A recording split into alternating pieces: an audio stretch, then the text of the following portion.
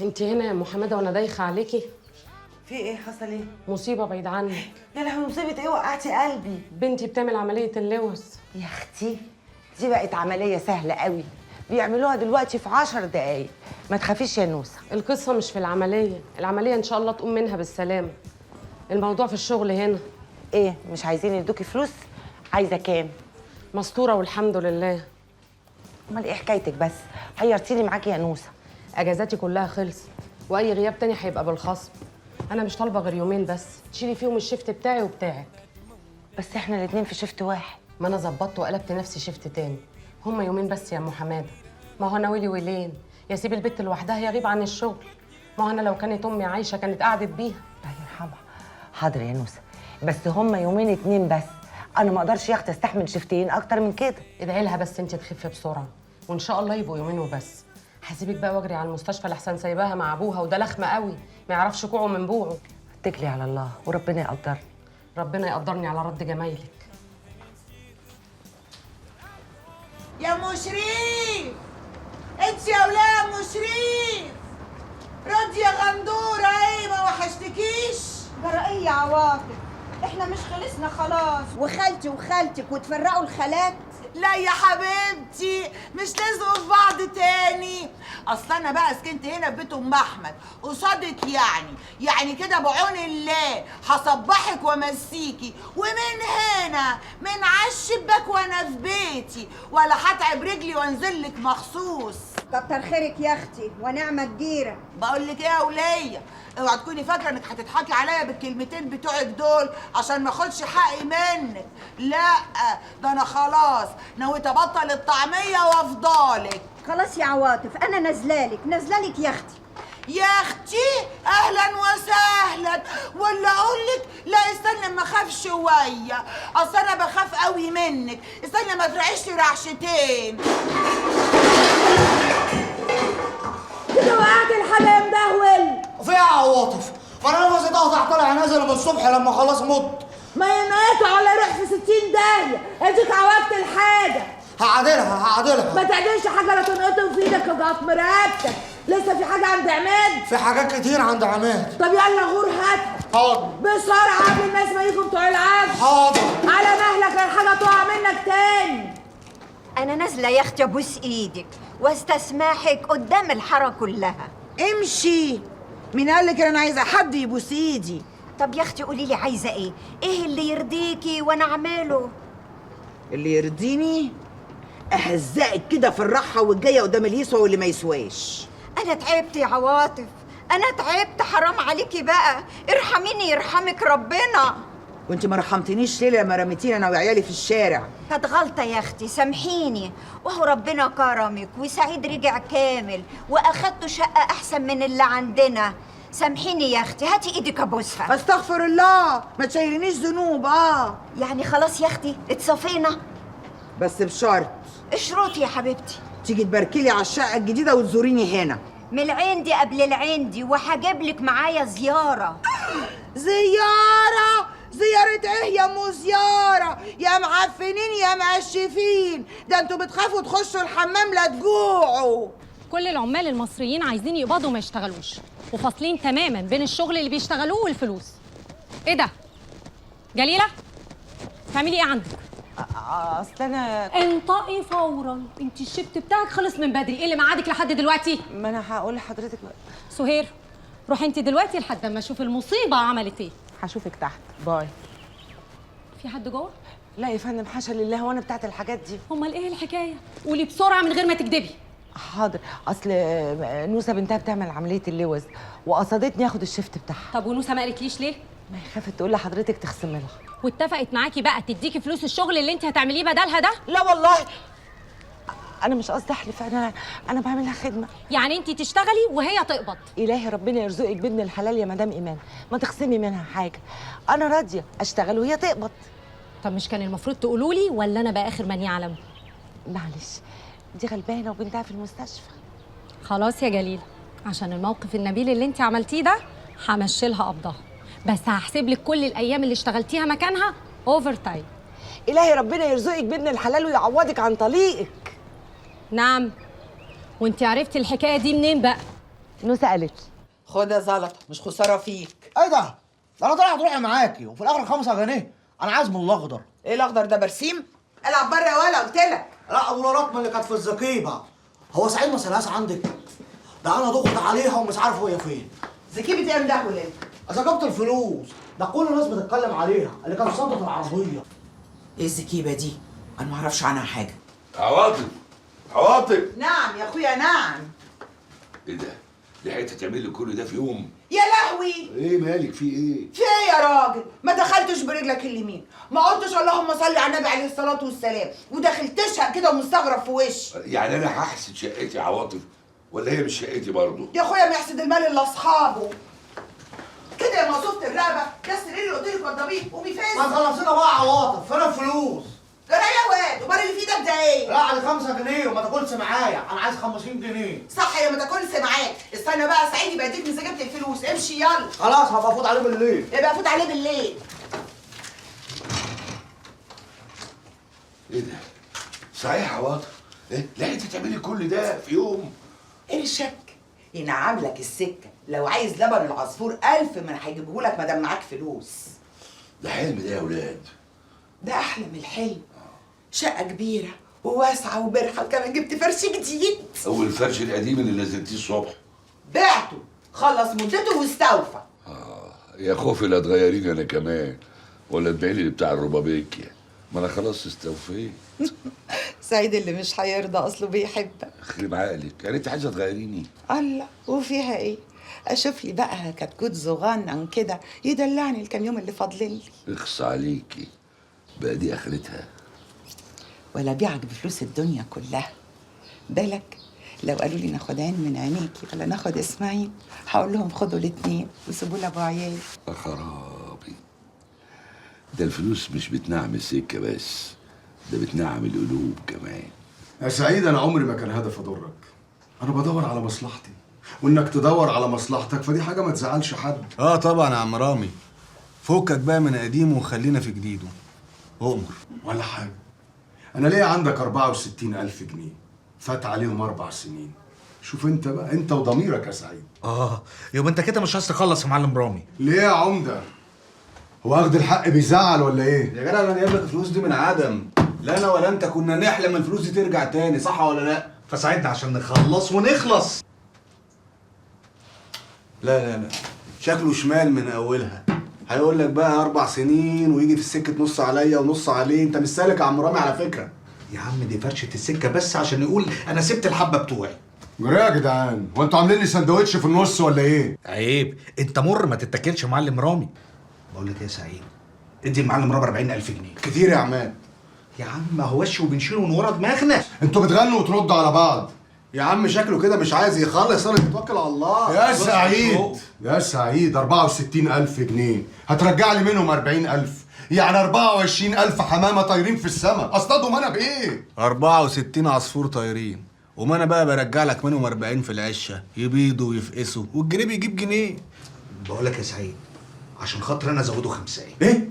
5 لا كتير يا عماد، كفايه 2. معلش 3 بقى هديه لاخوك عماد. يا عماد معلش بقى، نقول مبروك، نقرا الفاتحه. انتوا متربيين في مولد صح؟ لا متربيين سوا، وده بقى تمن العشره. ها تتكل على الله ولا ليك شوق في حاجه؟ يا عم ده سرح، يلا بينا نتوكل على الله. يا سعيد، هم اللي جوه 40,000 ناقصين 5 جنيه.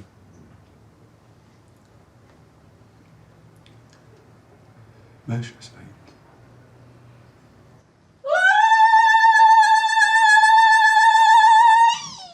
صلاة على النبي، صلاة على النبي. صبرتي ونلتي يا عواطف، ألف مبروك يا أختي. الله يبارك فيك يا عنونه، ولسه بقى ده انا ان شاء الله ناويه اعمل المطبخ والحمام كمان على مزاجي. ما شاء الله، إن شاء الله يا رب يكملها لك بالخير وتدخل عليكي بالبركة. بس بقول لك إيه يا أختي، ما دام أنتوا ناويين تنقلوا من هنا، ليه بقى توضبي وتضيعي في مصاريف؟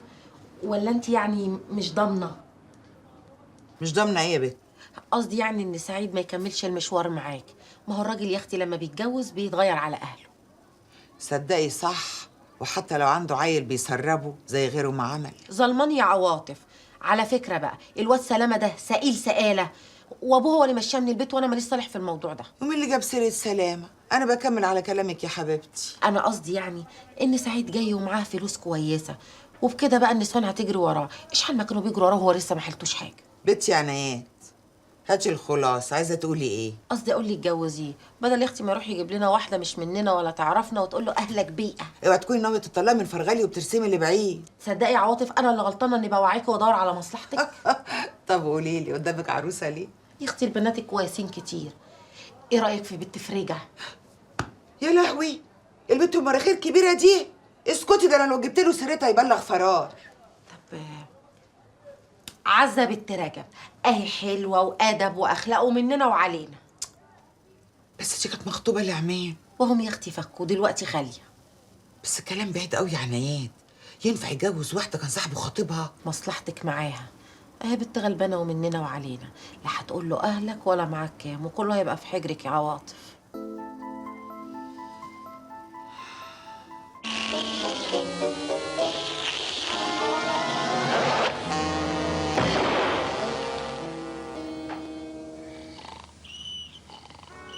عاجبك كده يا زلطه؟ كل ده عند عواطف؟ يا عم وهي عند راجل؟ ما عند ست زيها وهنا في الحاره. بص يا فرغلي ما تحبكهاش عليها قوي كده، كده هتخنقها. هي لو عليها ما تبطلش لف، قاعده عند دي شويه وعند دي شويه، ما تروحش بيتها الا وقت النوم. ايه اللي جابك يا فرغلي؟ جاي عايز ايه؟ مروح معاك مش هروح من اصله. تكونش فاكر ان انا هنسى انك مديت ايدك عليا؟ يبقى ما تعرفنيش. يرضيك كده يا زلطه؟ شايف بتكلمني ازاي؟ يا سلام، انت مش كنت لسه بتقول انها بتلف على بيوت؟ لا والله، لو عايز تعمل راجل بجد يبقى تدفع اكل وشرب مراتك يا فرغلي، وبعدين تبقى تعمل راجل. يلا يا فرغلي امشي من هنا، دبرنا فضيناها. يلا يا فرغلي فضيناها. انا الحق عليا، كنت جايلك وجايب لك معايا المصروف. انا ما جاب المصروف يبقى كويس. ماشي، اديني الفلوس وانا افكر. لا، تفكري من غير فلوس. هي الوجبة هنا غالية يا سعيد؟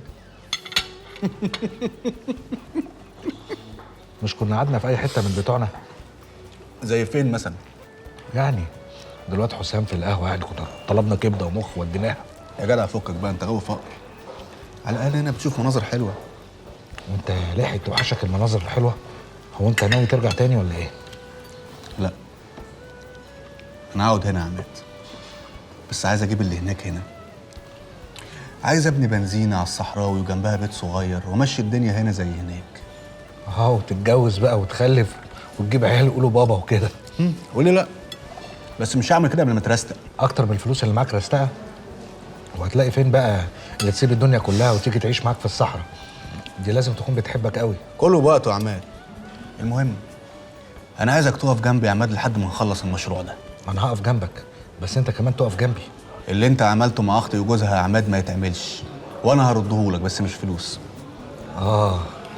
هنخش بقى في الاشتغالات تاني، وناوي تبتدي بيا مش كده؟ زمان كنت بشتغل الناس عشان ما معيش، دلوقتي اشتغلهم ليه تفتكر؟ بس طبعا تلاقيك قلبت عمك جورج وخالتك نيرفانا وعملت عليهم احلى شغل. في الاول كنت بشتغل عشان ارضيهم، باكل عيش يعني، بس بعد كده حبيتهم قوي. عمك جورج راجل طيب. تعرف يا عماد ساعات تشوف ناس كده اول مره تحس انهم منك، تحس ان الراجل زي اخوك الكبير ابوك. الله يرحمه. هتشتغلني تاني يا سعيد ولا ايه؟ امال مراته الموزه اللي اسمها نيرفانا دي هتكون حبيتك ازاي لما تكون عملت عليها احلى شغل؟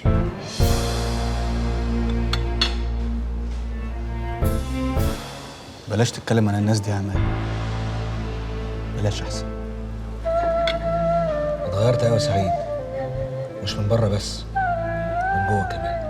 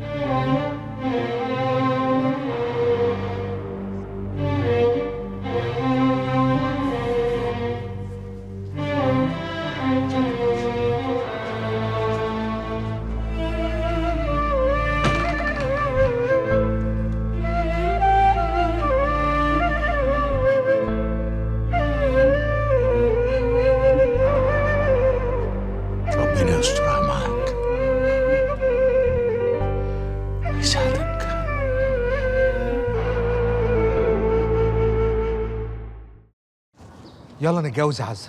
وانا شخشيخه في ايدك تهزها يمين شويه وشمال شويه؟ معناته ايه الكلام ده؟ انت مش عايزه تتجوزيني؟ انا ما قلتش كده. مش انت جيتي وعرضتي عليا نروح المأذون؟ وانت ما رضيتهاش عليا وكبرت في نظري. يا عزه العمر عمال يكر زي بكره الخيط يوم ورا التاني. وانا اللي ضيعت عمرك ولا انت اللي ضيعت سنين؟ اللي ضاع خلينا في اللي جاي. وايه اللي سخنك كده مره واحده؟ اصل عواطف سابت الشقه. وانت بعت العفش وضيعت القرشين اللي محوشهم. محلوله ان شاء الله. ازاي يعني؟ هو انت ليكي اكل ولا بحلقه؟ هتستلف من سعيد؟ هو ده بقى مربط الفرس. وانا اقول البت مالها ساعد كده ليه وكلامها بقى قطن. سعيد رجع. ها بقول لك ايه، ما تخرفش، ما اعرفش حاجه عن سعيد غير انه رجع. وانت عايزه تعرفي ايه عنه؟ وانا قلت لك اني عايزه اعرف. يعني مش عايزه تعرفي؟ بقول لك ايه يا عماد، انا خارجه من الشغل مصدعه ومش شايفه قدامي، الخلاصه عند ابويا اروح له. اتكلمتي يا عواطف؟ عايزه تجوزي سعيد لعزه؟ طب وعماد؟ الله، ما هو سابها بمزاجه، احنا مالنا بقى نعمل له ايه يعني؟ سابها عشان احنا كنا قاعدين في شقته. وادي احنا سيبنا له شقته. يا اسماعيل نفهم، احنا لو ما لميناش سعيد بواحده نعرفها هتلوف عليه واحده ما نعرفهاش وتاخده بعيد عننا. سعيد راجع وعايز يعمل حاجات كتير، ما تبوظيش انت الدنيا بقى بانك تظلمي عماد. احنا لو ظلمناه اكتر من كده ربنا مش هيسامحنا. ايه ده ايه ده؟ ايه كلام الولايه ده؟ هو مش سعيد قال انه هيعوض عماد عن كل حاجه دفعها؟ يبقى ظلمناه في ايه بقى؟ ايه فايده الفلوس اذا كنا هناخد من عماد البنت اللي بيتمناها؟ انا هفتح سعيد في موضوع عزه، والله لو وافق هخطبها له وملناش دعوه بقى ساعتها لا بعماد ولا بغيره. السلام عليكم. اهلا يا عماد، عاش من شافك. الاسطى رجب موجود؟ ايوه يا اخويا، معاه ضيوف في اوضه الجلوس جوه. اتفضل. والله زمان يا سعيد. الله يليكوا وحشه كلكم يا عم رجب. بس واضح ان الغربه غيرتك شويه. لا هو كل واحد ياخد حقه. عماد، يا اهلا وسهلا. اتفضل احضرنا واشهد. جيت في وقتك يا عمر، اقعد تعالى. اقعد. ايه؟ نقرا الفاتحه؟ نقرا الفاتحه.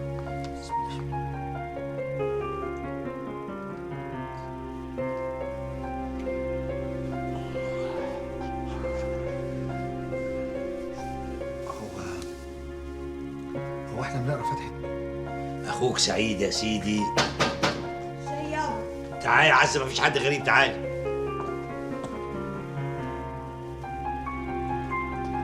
الشاي كله من غير سكر، اللي عايز يزود السكريات. ازيك يا عزه؟ اهلا يا برنس، عامل ايه؟ تمام الحمد لله. يا عماد رايح فين؟ سيبه، خلينا نكمل كلامنا. روح انت يا عزه شوف وراكي ايه. حاضر يابا. هو ماله عماد؟ انا هبقول لك بعدين. المهم دلوقتي احنا بعد ما قرينا الفاتحه المفروض بقى كل اللي عنده حق يرجعه لصاحبه. وانا ليه عندك حق يا سعيد؟ وانت ربنا اداك وانا راجل غلبان.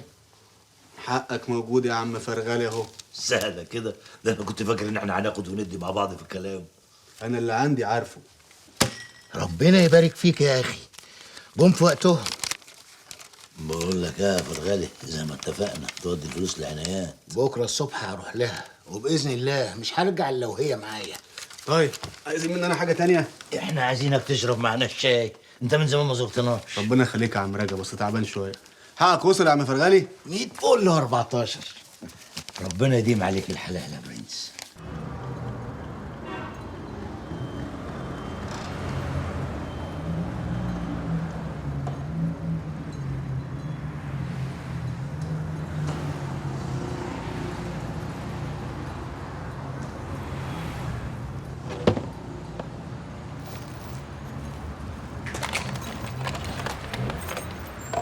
هتعمل ايه يا جدع انت؟ باخد دش بستحمى في الشارع، عندي اوردر يابا طالع اوصله. لا معلش، ده مكان واحد من السكان، اركن في حته تانية. يا عم هي دقيقه، صلي على النبي هطلع اوصل الاوردر وانزل. ولما يجي صاحب المكان وانت فوق اقول له ايه؟ يا عم ما تقولوش حاجه، خلي بالك بس من الفيسبا. انت هتحملني المسؤوليه ليه؟ افرض حد من السكان ندم عليه وبعتنا اشتري له حاجه، ماليش دعوه واصل. يا عم ما تخليش بالك منها، لو جت ناس تسرقها ما تحوشهمش. هتركن هنا برضك؟ هركن هنا، وانت راجل قليل، كان زمان طلعت وصلت الاوردر اهو وبياخد مكان واحد من السكان. انا عارف سعيد اكتر منك يا عواطف، لو عرف انك عايزه تطوقيه هيسيبك ويهج. اسمعي كلام اسماعيل يا عواطف، هو فاهمني صح. هو رجب كان عايزك في ايه؟ ده حساب قديم كده كنا بنصفيه. حساب ايه يعني؟ الله، ما هو لو كان عايز يقول لك كان قال لك. قول لها يا اسماعيل. امال عماد فين؟ ده انا فكرته هينزل يستناني هنا. لا، ما هو ما عداش. راح فين ده؟ بقول لك ايه يا سعيد، هي عزه كانت فوق. كانت فوق. وانت شفتها؟ شفتها. في ايه يا عواطف؟ مش برضو البت اتدورت والوظت كده، ولا انت رايك ايه؟ الوظت ايه يا عواطف؟ البت خست خالص. وماله، معلش بعد جواز البنات بترابرب. بقول لك يا ام عبد الله، ما تجيبي من الاخر، ولا اقول لك اروح اشوف عماد فين وبعدين نيجي نجيب من الاخر مع بعض. هستناك، مش هنام غير لما ترجع. شكلك كده ناوية تخنقيه. اخنوه ده انا بدور على مصلحته، وبعدين اخويا وانا حره فيه، انت بتحشر نفسك بينا ليه؟ انا بحشر نفسي عشان انا ليا فيه زي ما انت ليكي فيه بالظبط. والاهم من كده بقى ان انت بتدوري على مصلحتك انت، مش على مصلحته هو. وسعيد ناصح وهيلقطها في ثانيه. وساعتها هيقلب علينا، مش هنطول منه لا ابيض ولا اسود، صح؟ صح، اديكي عقلتيها في دماغك. تبقى الحكايه محتاجه رسمه، خبط لزق مش هينفع.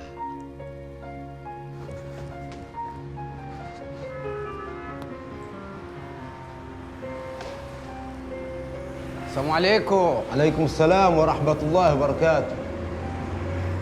وديت الفيسبا فين؟ أنا مش قلت لك ما تحطهاش هنا؟ بقول لك ايه، وديت الفيسبا فين انت؟ وأنا هوديها فين؟ جماعة أصحابك ضمن شوية وخدوها ومشوا دلوك. اصحابي؟ وش عرفك انهم اصحابي؟ يعني الناس يا الناس هتاخد حاجة مش بتاعتها ولا ايه؟ دول وقفوا بعربية ونصف نقل وشالوها هيلا بيلا ومشوا بيها دلوك، وسألتهم قالوا لي احنا أصحابه وبنعمل فيه مقلب. مقلب؟ الله يخرب بيتك، ما تعرفش راحوا فين؟ وأنا مباحث أحقق معاهم إياك. ده أنا اللي مش هسيبك غير قدام المباحث.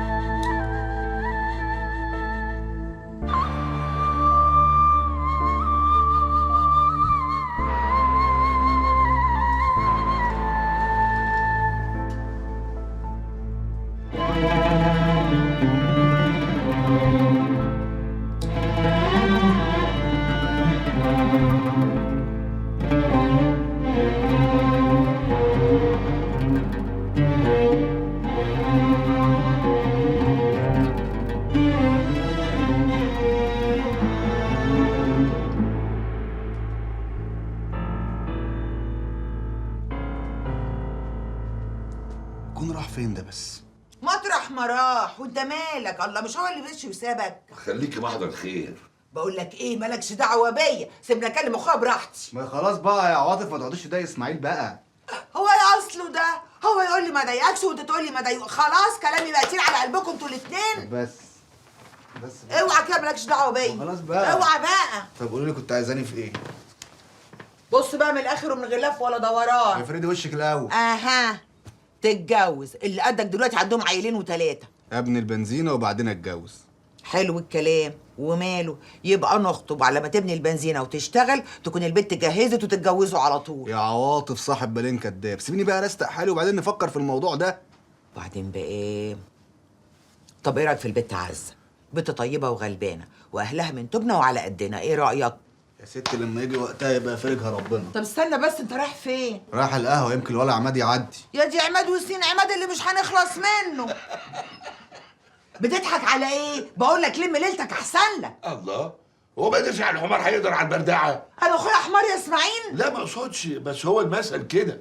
وبعدين انت ايه حكايتك يعني؟ عشان فلوس اخوك جريت في ايدك هتفتري عليا؟ المحضر اهو يا معلم، المحضر اهو. دمك خفيف يا ولا، يعني غبت طول الليل وراجع لي بمحضر؟ واعمل بيه المحضر ده؟ اقول له يا محضر هات لي الفيسبا بتاعتي فيجيبها لي، ولا بقول له اشرب ميته وانام على جنب اليمين؟ اصحى الاقي الفيزه تحت المخده. طب ما انا رابطها كويس بالجنزير ومحرص عليها البوابه، اعمل ايه تاني؟ مش شغلي.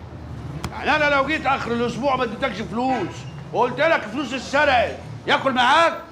بص يا حبيبي، شوف لك حل وهات الفيزا بتاعتي قبل بكره زي دلوقتي، والا هعلقك بالرموش عينيك. دي الاولى. التانيه بقى هقدم وصل امانه للنيابه وهيحبسوك وبرضه هتدفع. طب وانا هجيب حقها منين يا معلم؟ انا لو معايا حقها كنت قضيتها في البيت. اقول لك بيع هدومك، اقف في الشارع قول يمين يشتري، ولا اقول لك العب قمار واكسب. المهم تجيب لي الفيزا بتاعتي قبل بكره الصبح، والا انا اتعمدت ان قبضكم انتوا الاتنين يبقى معايا. ليه يا مدام ايمان؟ انت زعلانه مني انا وجليله في حاجه؟ بس خلي بالك انا ما بغلطش، لكن هي تملي بتغلط. حتى حضرتك قبل كده خصمالها 10 ايام. ليه كده بس يا نوسه يا بنتي؟ الحق حق، وانا اقول للاعور انت اعور في عينه. ازاي بنتك يا نوسه؟ عامله ايه دلوقتي؟ بنتي بتوقعيني مع الرئيسه يا جليله؟ طول عمري اقول عليكي سهله ومش سهله. بصي بقى يا سياده الرئيسه، انا هقول على كل حاجه بصراحه. انا كنت ناويه اخدهم ال3 ايام دول بالخصم، لكن جليله بقى الله يسامحها قالت لي طب وليه؟ خدي انت النص وانا النص وابقى اشيل عنك الشيفت بتاعك. لا والله ده ما جليله اتفضلي خدي قبضك واطلعي. بس انا عايزه اقول لحضرتك جليله قلتلك خدي قبضك واطلعي بره، ولا انت عارفه؟ خدي امسكي. بس انا عايزه اقول لحضرتك ان ده ما حصلش. جليله سيبي لي بقى نوسه عشان انا عارفاها كويس وحافظاها، حافظه حركاتها ومقالبها وذنبها. مش كده برضو يا نوسه ولا ايه؟ انا واحده بجري على اكل عيشي، انا مش طالبه العدل، انا طالبه الرحمه. جليله اتفضلي انت. بس والنبي على قلبك الرئيسه ما تاذيها. جليله هو انا همدها على رجليها يعني؟ امشي روحي شوفي شغلك.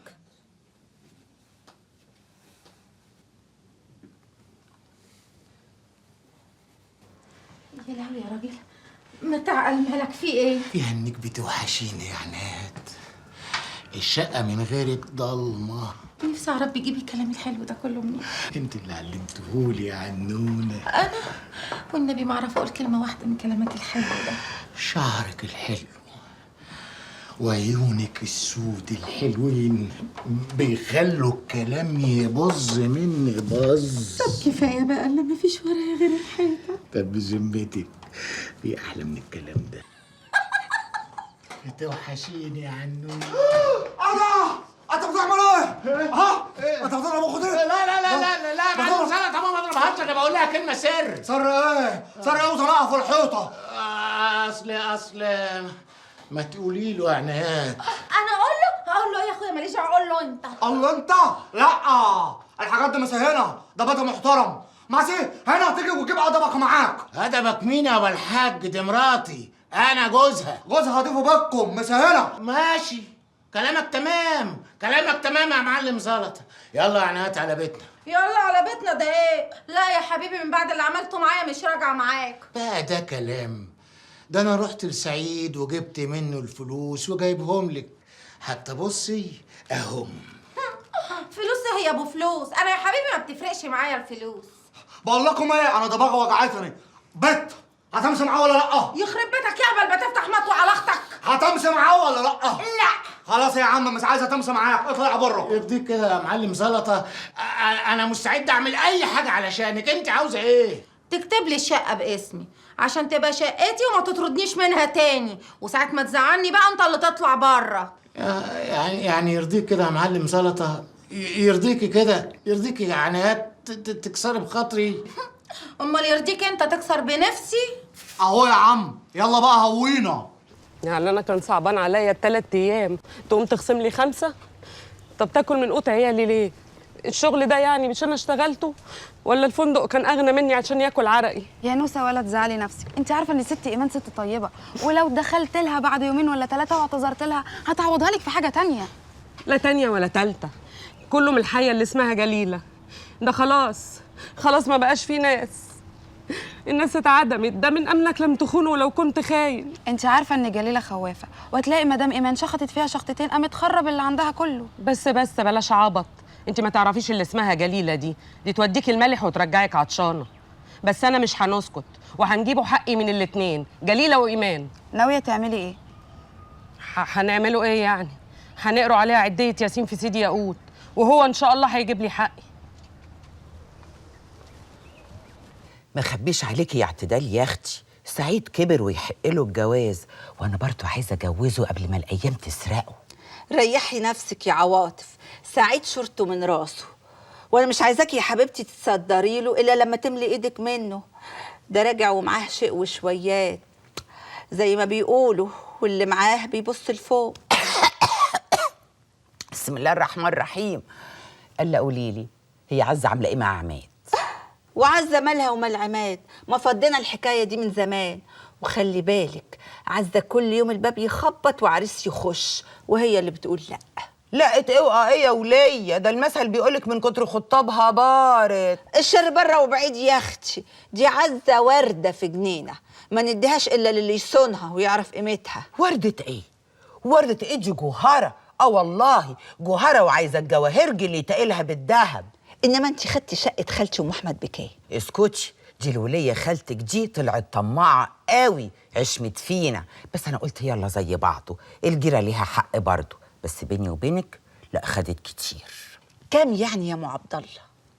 ايه يا وليه يا ايه حنتي؟ انت مش هتضيفيني ولا ايه؟ اللي ما في كوبايه شاي ولا فنجان قهوه من البن المحوج الحلو بتاعك. غالي يا حبيبتي والطلب رخيص، بس رسيني على الدور. هو سعيد راجع بكتير؟ بالصلاه على النبي، بالصلاه على النبي. كتير قوي، 5 وخمسة فين العدو يعني. بسم الله ما شاء الله ما شاء الله، الحارس الله. طب قوليلي، هو سعيد كلمك في حاجه ولا انت اللي بتفكري كده من روحك؟ بصي، هو من ده على ده، هو بيفكر يتجوز، بس انا كمان عايزه الواحده يختي من بناتنا ومن ناسنا اللي نعرفهم يعرفونا. اصيله اصيله يا حبيبتي، طول عمرك وبنت اصول. بس قوليلي، هو سعيد بيفكر في عزه بجد؟ مش عايزه اتعشم وارجع بعد كده اقع على اسناني. سلام سنانك يا حلوه. شوفي، صني عليا كده شويه وانا اجيب لك النهيه. فين القهوه يا وليه؟ اخس عليا، سامحيني والنبي يا حبيبتي، الكلام خدنا. قهوتك مظبوطه صح؟ صح يا اختي.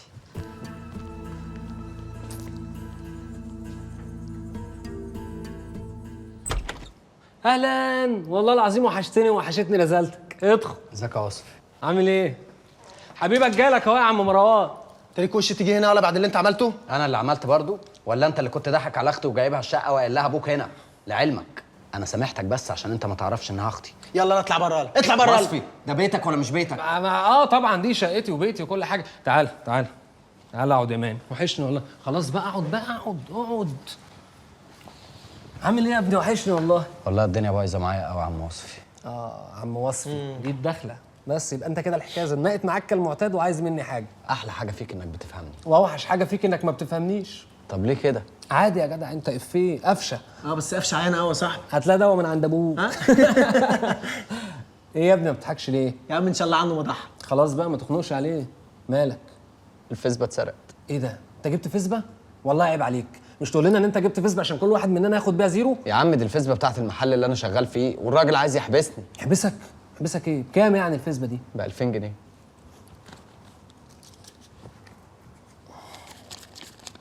امسك. ايه ده؟ جنيه. يعني باقي لك 1999 جنيه، هتنزل عند الجندي المجهول في المنشيه، تقف اللي رايح واللي جاي تحكي له الحكايه، هتجمع ال 2000 جنيه. ويا عم بص، عشان انا صعب انزل دلوقتي الجندي المجهول، خد ده الجنيه بتاعي. طب والله الولد ده رجوله. معاك 2 جنيه اهو. تصدق انت رجوله؟ لا طبعا، بجنيه خوذه وبجنيه فيسبا. انا صدرت لها العبيطه وعملت مش فاهمه، بس شكلها بتجس نبضنا. لو سعيد اتقدم لك هيبقى ردنا ايه؟ انت ايه رايك يا عزه؟ سعيد اتقدم لنا؟ ماله سعيد؟ ده كفايه طليته. المهم انت ايه رايك يا عزه؟ رايي في ايه بس ياما؟ انت هتستهبلي انت رخره. بقول لك عواطف بتلمح لي ان سعيد عايز يتقدم لك. ياما هو انت بتاخدي رايي هناكل ايه النهارده؟ دي جوازه لما يبقى يجي وقتها. بس لو الكلام بجد هيبقى ردك ايه موكوسه. استنوا لما افكر. يعني انت شايفاهم واقفين على الباب بره يا بت ده معاه سكيبة فلوس. انت هتجنني ياما؟ انت مش كنتي قايله ان سعيد ده ما يفتحش بيته ان فرد حمام طاير والكلام ده؟ ايه غيرتي رايك؟ كنت بقولك كده عشان ما تتعشميش في اللي مش هيحصل، خايفة عليكي، بس لو الكلام بجد يبقى ليه لا. انا كده اتخوتت ياما، جبت لي خوته خلاص. طب فهميني بس بالراحة، ايه اللي مخليكي مش راسية على بر؟ عشان عماد ياما ارتحتي؟ يا شحاتة يا بنت الشحاتين، عماد قدل يجي جنب سعيد، انتي خلاص يا بت ما بتميزيش.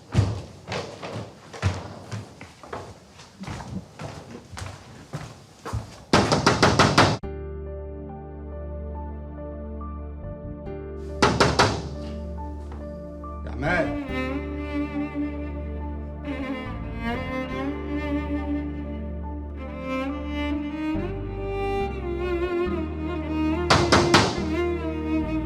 يا عماد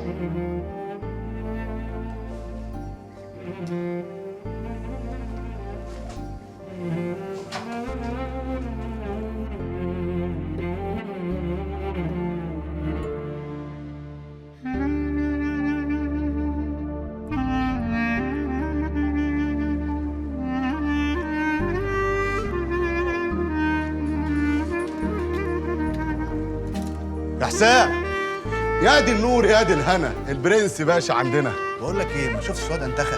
لا بقالي يومين ما شفتوش، هتلاقيه نايم فوق.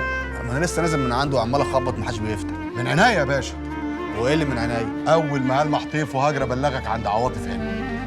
والنبي ما تلون عليا يا اخويا، عواطف هانم وسعيد باشا لم. الادب حلو برضه يا باشا. يا ابني سعيد البرنس ما بيتغيرش. اللي تؤمر بيه يا باشا. اوه اهو من اولها ابتدى يتنطط اهو. يو ياما انت ما بتزهقيش، كفايه كلام بقى، انا دماغي وجعتني. يا بنتي يا بنتي تعالي يا حبيبتي نحسبها بالعقل، سعيد راجع ومعاه فلوس ملهاش عدد، لما تتجوزيه هتبقى الفلوس دي كلها بتاعتك. ماشي، انا هقوم على عمرك. سعيد اللي بتتكلمي عليه ده عماد صاحبه وقف جنب اهله وهو غايب وما اتجوزش وساب لهم شقته علشان ما يتمرمطوش في الشارع. لما يعمل بقى معاه كده يبقى ده واحد وما بيتمرش فيه الجميل.